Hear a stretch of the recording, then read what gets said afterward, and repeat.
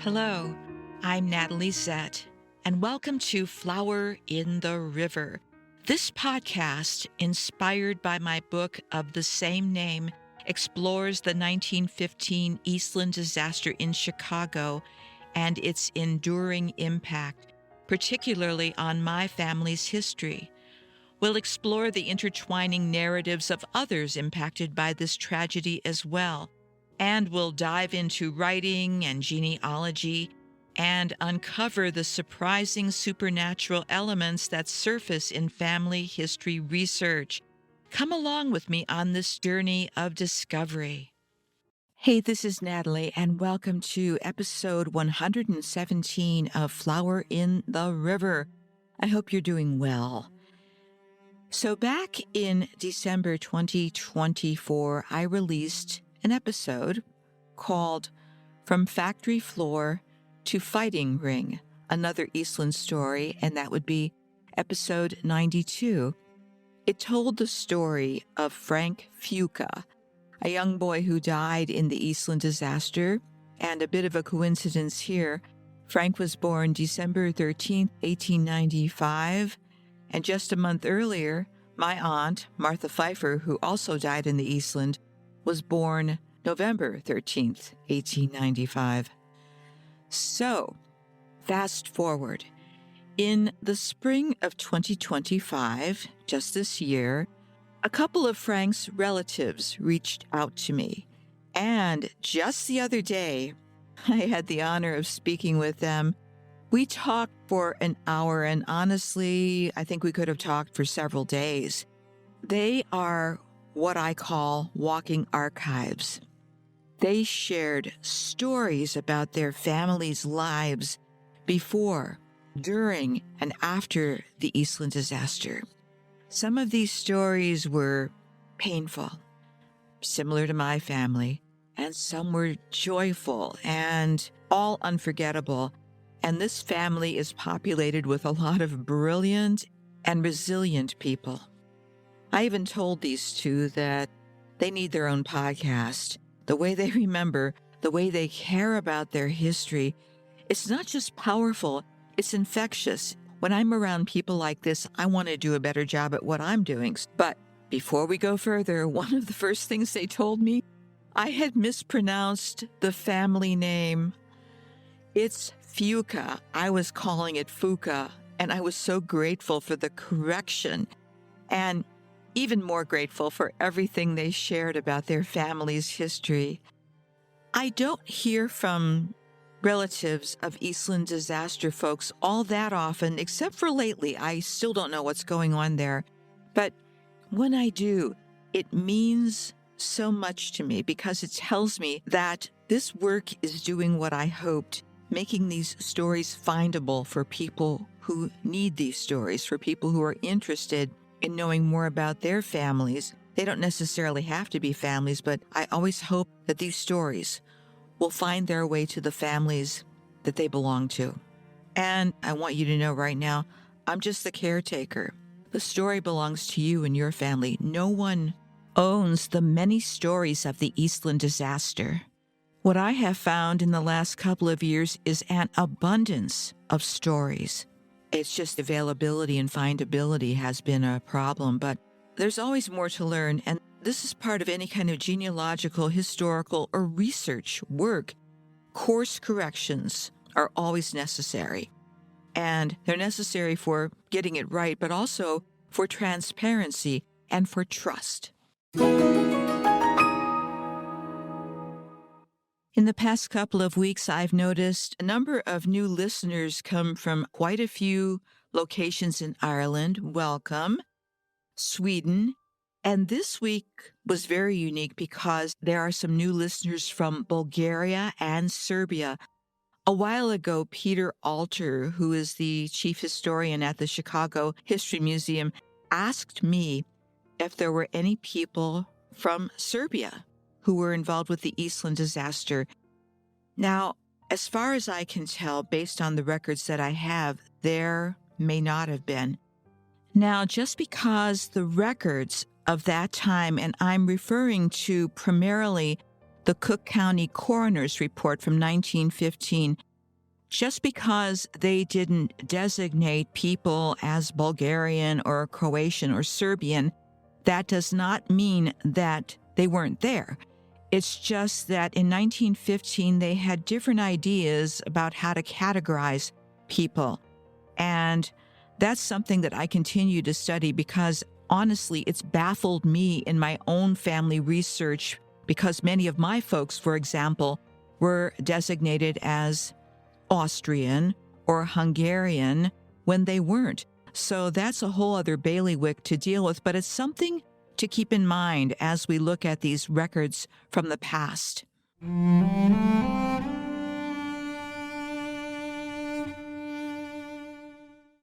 A couple of years ago, when I was still podcasting primarily about my book, which is about my aunt who was killed in the Eastland disaster, I felt this annoying nudge. That's the only way I can describe it, to look beyond my own family story. And I started asking, well, what about everybody else? This didn't happen in a vacuum. There are all these people connected to this thing. And wow, once I began that journey, I was beyond shocked by how few stories had been documented. So many lives lost, and yet there was so little written about them.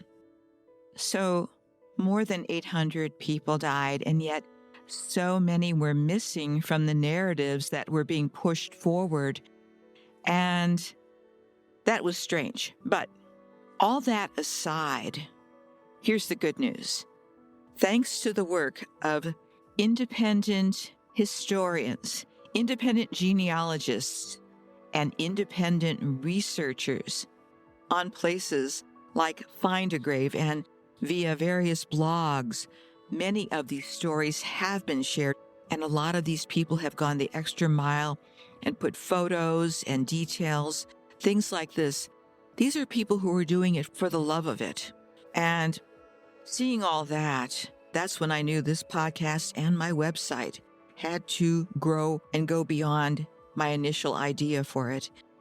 All of these people, meaning those who experienced the Eastland disaster, they're not just names, they're not just ethnicities, they're not dates of birth, dates of death, and that's it. What happened between those dates of birth and death? What happened after their deaths? What happened before their deaths? So these are people, and I want you to know them. And I consider them part of my extended Eastland disaster family. None of us wanted our families to be intermingled or intersected via a tragedy, but nonetheless, that's where we are. And my way of thinking about these families is that they deserve the same care and attention that I gave to my own family members. And there's also this sense of urgency. The stories of the people affected by the Eastland disaster are scattered all over the internet, but they're not always easy to find. You have to know exactly where to look. Most of us just doing a generic search don't know all the nooks and crannies of the internet to start looking for this stuff. But that's where a genealogist or a historian comes in. They know how to do this stuff. And that's why, for my part, I've been working not just through this podcast, but also on my website to make these stories more findable by making sure the names, the details, the humanity behind the headlines are searchable and findable online. So that is how this pivot came about. In a lot of ways, it was a natural outgrowth of what I was already doing. And I wanted to extend that to the other families, the other people of the Eastland, when I saw how sparse, in many cases, the information was. I wanted that to be available for anybody who looks for these people and to dispel the myth that there's nothing available, because that's just not the case. And so it was a lot of fun, and it was also an honor to meet yet another family whose family was affected by the Eastland disaster. So to Frank Fuca's family, how's that for alliteration? Thank you for reaching out. Thank you for trusting me to care for your loved one. I will always try to do that to the best of my ability for all of your loved ones.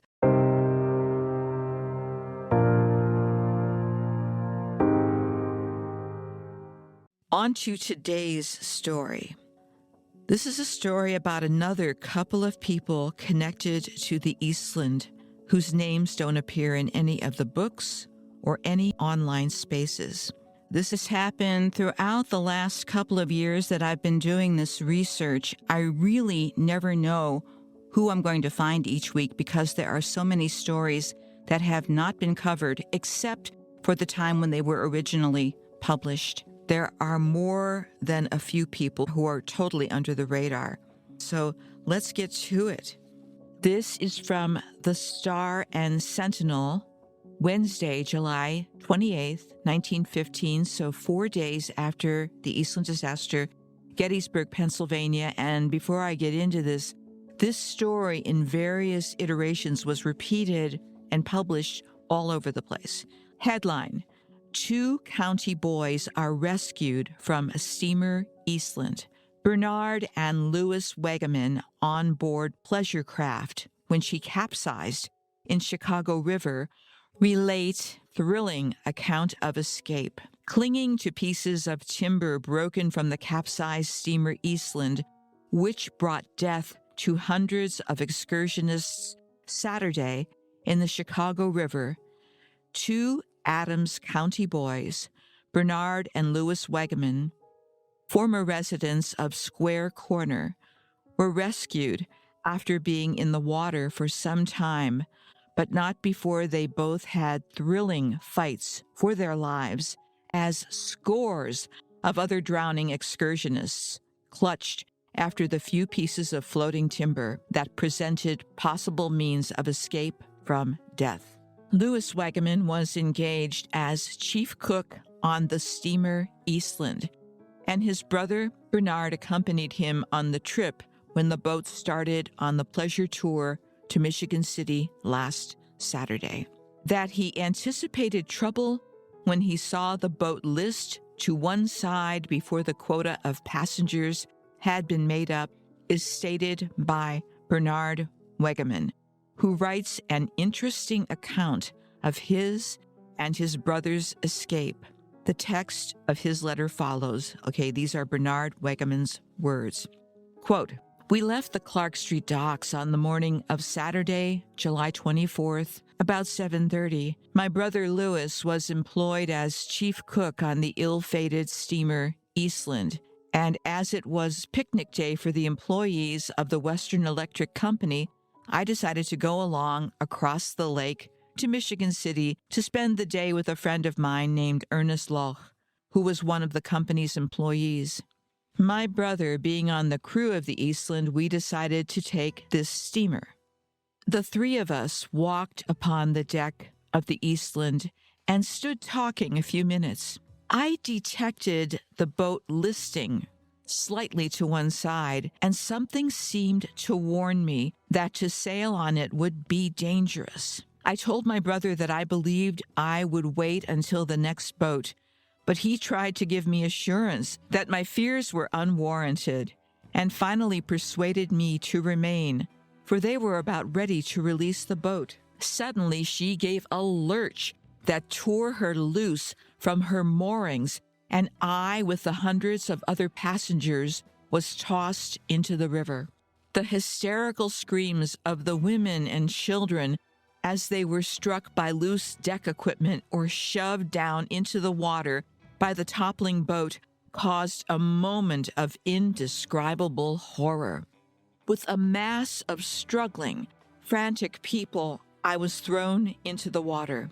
It seemed to me like we were thrust to the bottom of the river, becoming disentangled from the mass. How? I am unable to say. I managed to swim a short distance, although my struggles to free myself from the clinging masses had weakened me, and seized a piece of lumber to which 5 other persons were clinging. When I thought my own safety was assured, someone caught hold of me, and looking around, I discovered a woman groping to seize a means of support.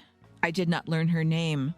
Upon being rescued from the water, my thoughts at once returned to my brother, and giving way to my emotions, I shrieked his name. I knew he was a good swimmer, but as he had just left for the kitchen before the boat capsized, I fear that he may have been trapped in the hulk. However, as I learned afterward, much to my joy, he had not gone to the kitchen, and as he was pitched from the boat, was struck by a deck chair, receiving a gash in his head. Stunned by the blow, he floundered about in the water for a short time, and had it not been for a passenger named Hugh Thompson, he would certainly have perished. Thompson aided him to the rescue boat, Kenosha. It was while I was inquiring if any cooks had been saved that I ran across a doctor bandaging my brother's head. My friend Mr. Loch is among the dead, I believe, although his body has not been found. There have already been 1,346 found dead. I could relate scores of interesting happenings and tell of not a few heroes of the great disaster whose acts came within my sight. We are both recovering from the effects of the exposure.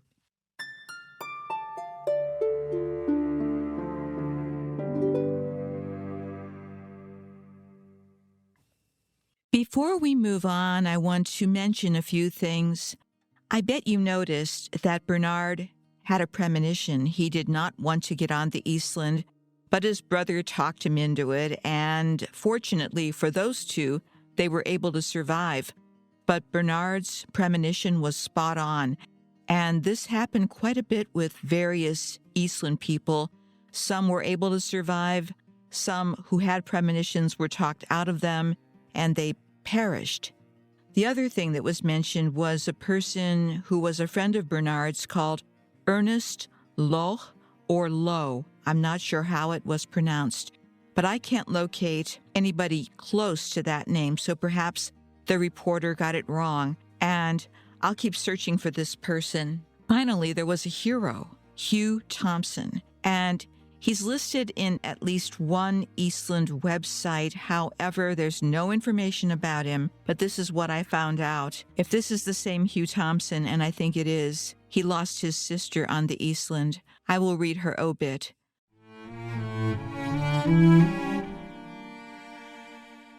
Louise Thompson, 21 years old, 2233 South Springfield Avenue, a cashier for the Western Electric Company.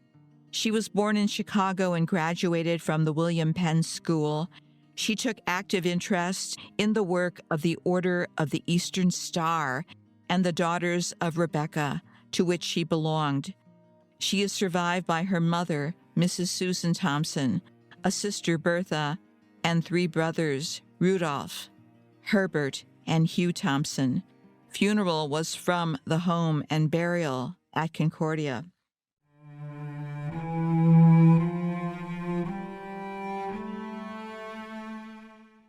Louise's name sounded so familiar to me, and sure enough, I briefly covered her story in episode 56, which is called Bonded in Tragedy, the Role of Fraternal Orders in the Eastland Disaster, and I'll put a link to that in the show notes. But Hugh Thompson's sister did die. He, however, was a rescuer and should be recognized as such.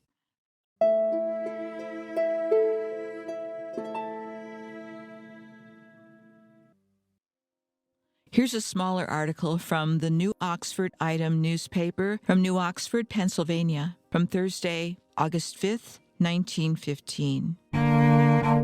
2 county boys rescued. Clinging to pieces of timber broken from the capsized steamer Eastland, which brought death to hundreds of excursionists, on Saturday in the Chicago River, 2 Adams County boys, Bernard and Louis Wagaman, former residents of Square Corner, sons of Mr. and Mrs. A.L. Wagaman, were rescued after being in the water for some time, but not before they both had thrilling fights for their lives, as scores of other drowning excursionists clutched after the few pieces of floating timber that presented possible means of escape from death. Louis Wagaman was engaged as chief cook on the steamer Eastland, and his brother Bernard accompanied him on the trip when the boat started on the pleasant tour to Michigan City. Louis Wagaman is well known in this place, having been employed as cook in the J.F. Rickroad restaurant for some months.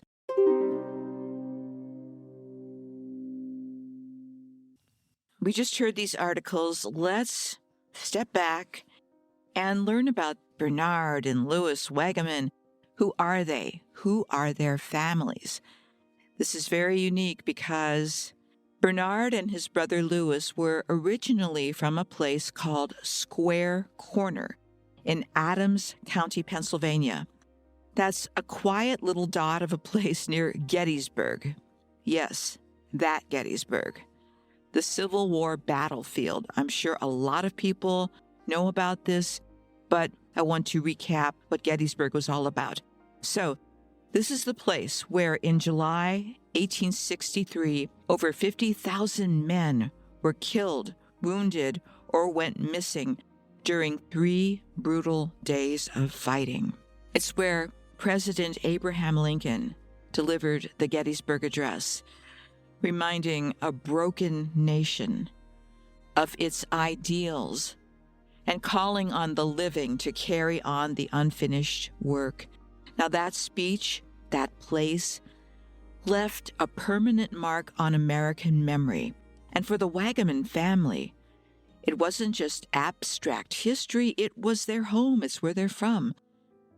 So the Wagamans had deep roots in the region going back to at least the 1700s, maybe further. And they were part of a very unique group called the Palatine Germans.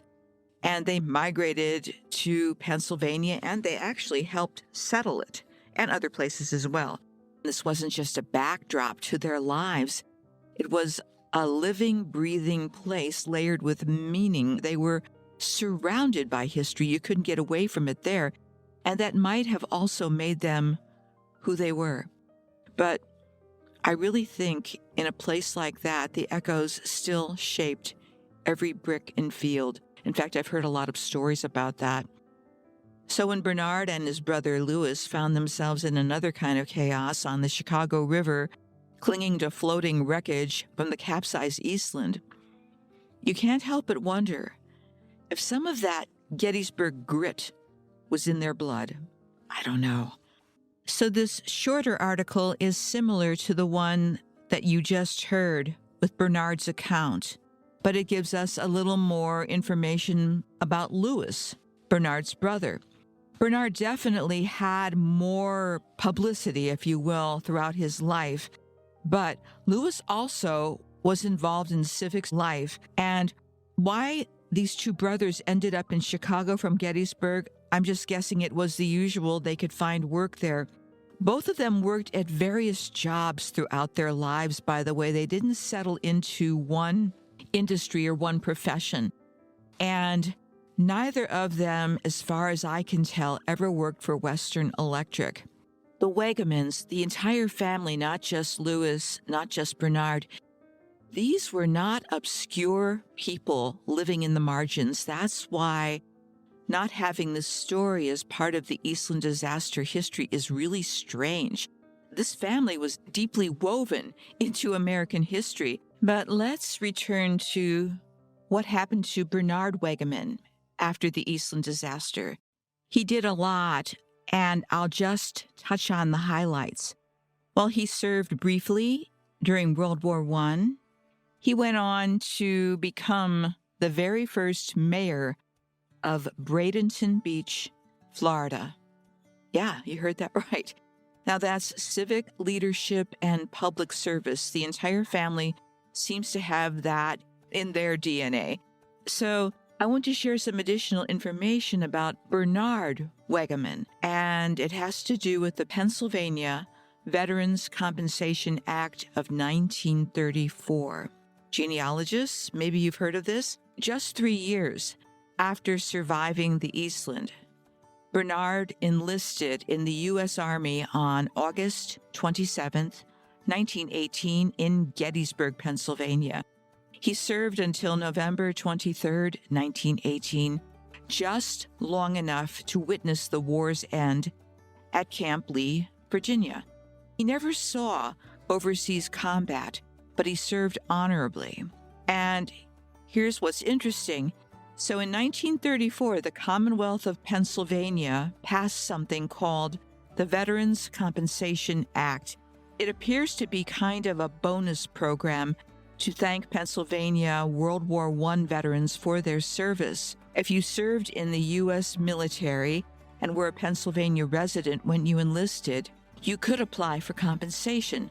$10 a month for domestic service, $15 a month for overseas duty.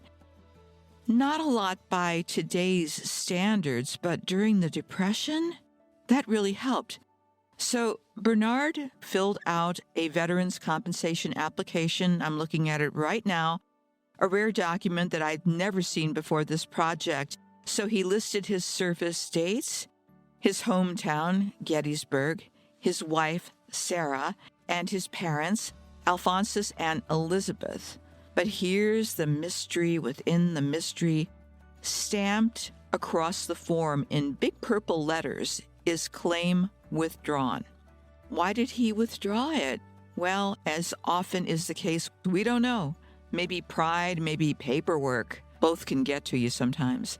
However, this is a significant piece of history, and I am looking forward to doing additional research.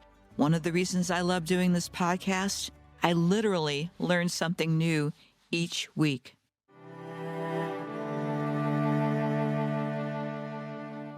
So what happened to them later? As mentioned, Bernard went on to do all kinds of amazing things. So let me read a tribute to Bernard. He was the first mayor of Bradenton Beach, Florida, in 1952. He was very ill, and another guy stepped in to fulfill Bernard's role as mayor. I'm not sure what his first name is, but his surname is Gorsuch. He, too, was an influential character there in Bradenton. There's a big story about him, but it's this small headline that I want to share with you. Tribute to Wegman. This is Gorsuch talking about him. Calling Wegman the best loved man in Bradenton Beach, he said, "Of all the men I have ever worked with, Bernard Wegman is the most cooperative, unselfish, and dynamic. We shall miss his leadership, but hope he will soon recover sufficiently to give us the benefit of his advice and experience."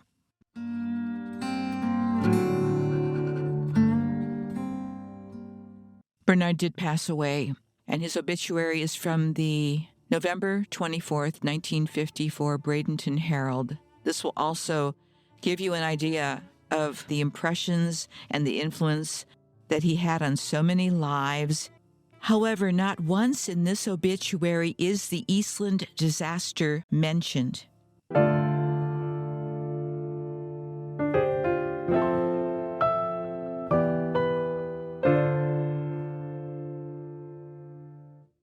B.A. Wegman, former island mayor, succumbs. Bernard A. Wegman, 60, well-known civic leader on Anna Maria Island and first mayor of the city of Bradenton Beach, died suddenly at his Bradenton Beach home yesterday afternoon. Also, the first president of the Bradenton Beach Civic Club, which organized in 1950. He was one of the leaders in the move to incorporate Bradenton Beach and was elected first mayor in December 1951.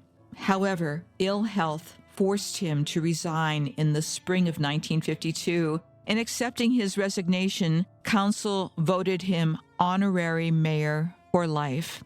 Because of his devotion to island causes, in March 1952, he was awarded the Beachcombers Club Award of Merit. Although required by poor health to halt most of his civic activities, Wegman was instrumental in formation of the new Island Garden Club which is dedicated to island beautification.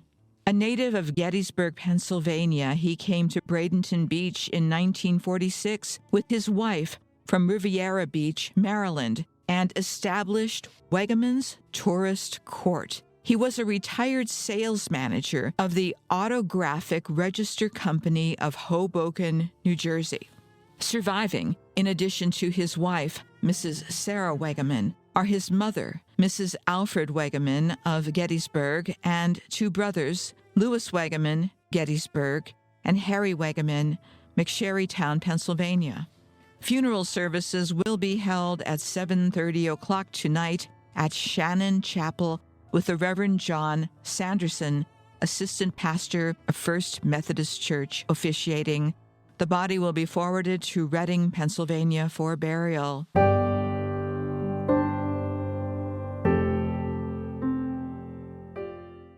End of a life, but not the end of his influence. It is astonishing that these two brothers were omitted from the story of the Eastland until now. There are stories within stories within stories of this family. As a genealogist, it's like, whoa, I'm excited about this. I know other genealogists who listen to this podcast will also probably be on Ancestry right about now, trying to find out who is this person? Who is this family? We want to know more about him. Now it's time to go on to Louis Wegman's obituary. Louis, who also survived the Eastland disaster, he kept a lower profile, but that doesn't mean he was any less influential. And he died much later. He died March 5th, 1970, and this is an obit from the Evening Sun, Hanover, Pennsylvania. Louis W. Wegman, 80, Bonneville, died Wednesday at 9 a.m. at the Hanover General Hospital after a lengthy illness. He was born in Mount Pleasant Township, Adams County, a son of the late A.L. and Elizabeth Redding Wegman. Mrs. Mary K. Salmon Wegman, his wife, died in 1951. He was a member of St. Joseph's Catholic Church and Holy Name Society, Bonneville Fire Company, Gettysburg Airy, Fraternal Order of Eagles, and McSherrytown Lodge 720, Loyal Order of Moose. Surviving are a daughter, Mrs. Edward F. Smith, Gettysburg, a brother, Harry Wegman, McSherrytown, and nieces. The funeral service will be held Saturday with prayers at 8:15 a.m. at the Hicks Funeral Home, McSherrytown, followed by a Requiem Mass at 9 a.m. at St. Joseph's Church. His pastor, the Reverend Edward Garrity, will be celebrant. Burial will be in the parish cemetery. Friends may call at the funeral home Friday evening. The rosary will be recited at 8 p.m.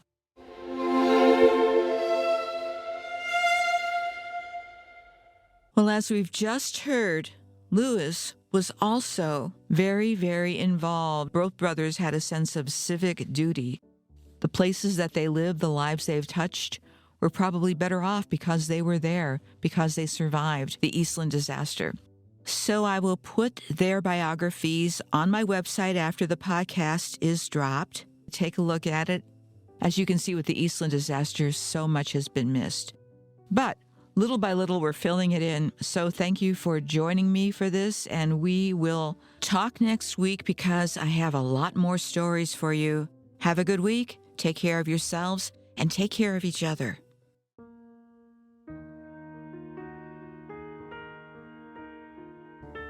Hey, that's it for this episode, and thanks for coming along for the ride. Please subscribe or follow so you can keep up with all the episodes. And for more information, please go to my website. That's www.flowerintheriver.com. I hope you'll consider buying my book, available as audiobook, ebook, paperback, and hardcover, because I still owe people money.